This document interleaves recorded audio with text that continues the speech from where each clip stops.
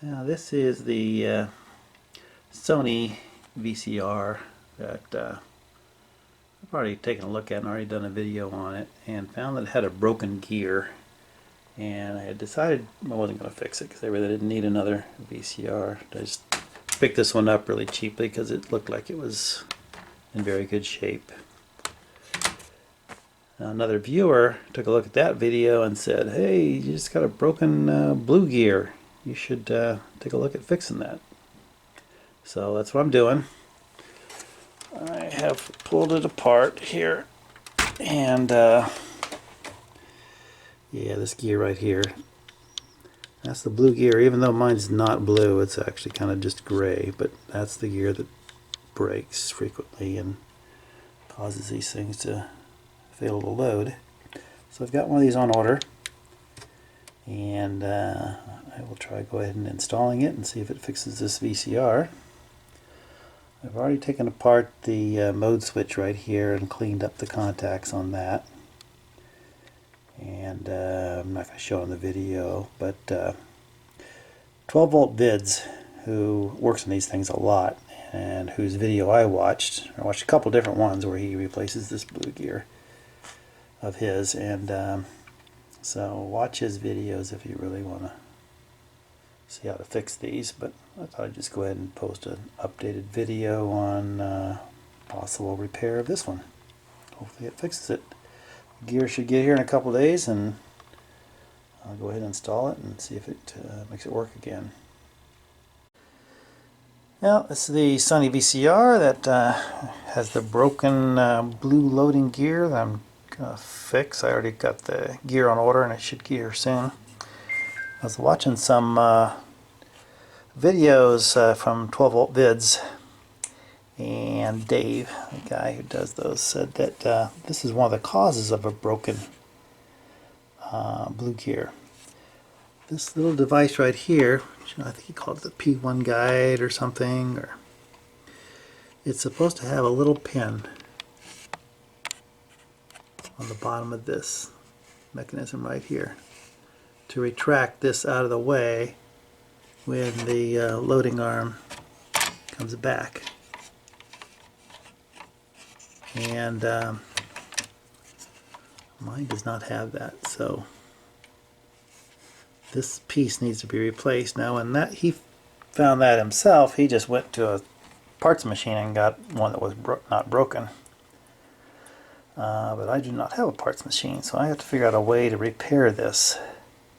So I'm going to go ahead and pull that part off and see if there's a way to add a pin on there so that this gets retracted like that, like it's supposed to be. Let's get it off. Okay, and here's the back side of that arm. Just look right there, that little black spot. That's where there should be a little plastic pin, which is broken off and gone.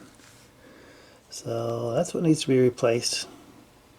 So I'll have to figure out something else to put in there, like a little small brad of something a little smaller than this maybe.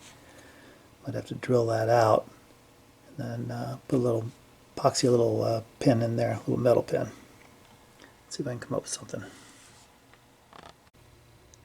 Alright, I found a small nail here. I think it's about the same diameter as the hole in the metal right there of this arm. So what I think I'm going to do is, let's see, which way does this go? I guess it goes this way. I cut that off, and I'm going to drill a hole in that plastic so this goes through. See if I can get that nail through there, and then epoxy it in, cut it off at the right height, then that could be the pin that goes down into here. And you see that little white piece of plastic, it will hit that and knock this thing back out of the way like this when it unloads. So that's what I'm going to try. See if it works. Okay, that nail seems to have worked. That fit the hole almost perfectly. There's the head of the nail right there, and I trimmed it off to be about the right size. So I'm going to mix up a little epoxy here and see if I can glue that thing in place and see if maybe it'll work. Okay, got that nail put in there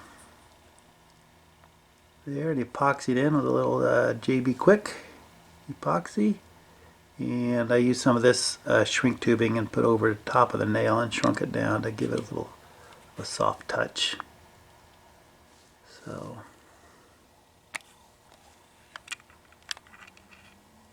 that's looking pretty good. I think that's probably going to work. Let me put it in and see what happens here.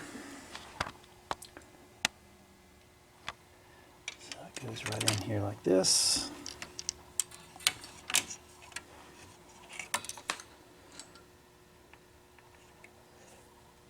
So there's the go. Put this out of the way. So now that pin is holding that back as it should, because the mechanism is in the retracted mode, even though this is out of place because the gear is still missing, but that's where it should be. And let's see if we look on the other side. See, right there is the pin going through, and it's hitting that little piece of plastic, which is what's pushing it into that position. So I think that's going to work. We'll see when the blue gear shows up and I install that and run this through its paces and see if everything works properly. I got my replacement blue gear in the mail today. That's to replace this gear right here. So I guess in some of the older VCRs it came kind of white like that rather than the blue one. The blue one was the replacement. Maybe it's stronger. And I think on later models it came with a blue gear. But I'm going to go ahead and take this apart and get that gear put in.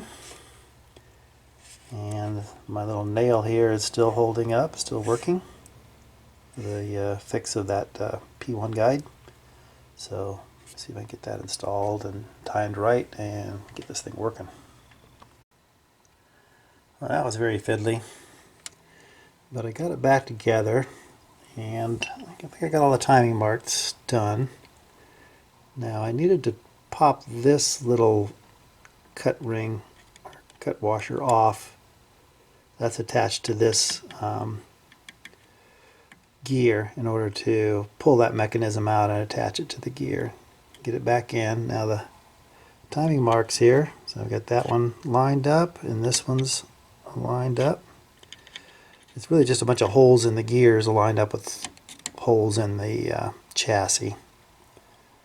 And then this big programming gear here seems to be lined up there. And this gear is lined up with a hole in the thing below it. And then the mode control switch is still lined up. You can't see the marks in that, they're too tiny, but I've looked at them and they're good. So I think this thing is timed properly. I'll go ahead and put this back on. Maybe give it a try. I'll just turn this manually and walk it through the process and the loading and unloading, make sure that's working before I put power to it. Alright, got it all back together, put the bottom on, left the top off so we can watch the mechanism go. So let's turn it on. Make some beeps, and the head spins up. Let's try my test tape here. Let's see if she'll load.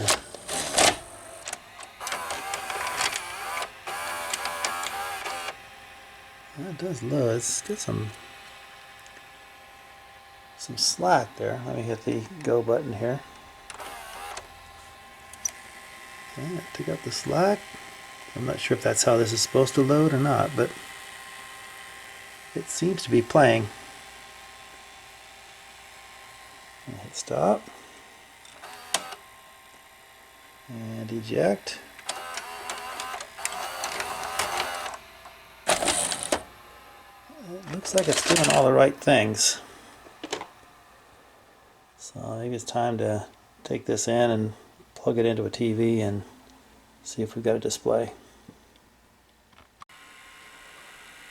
Alright, there's the VCR, playing the tape. It's loading properly. Now, one problem I'm having is this little entrance wheel here, or guide, is occasionally not turning.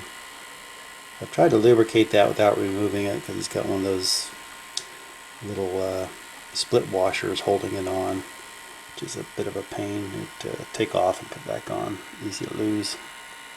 So if I can't keep that, or get that to roll consistently, I may have to take that off. But it's playing. It's playing my test copy of Lion King, and picture's looking really good. So looks like this one is, at least the issues that it had were repaired for the most part. Now the EL display is a little dim. I've heard that could be a power supply issue, so I may or may not take a look at that. But mechanically it seems to be working, except for this little issue right here.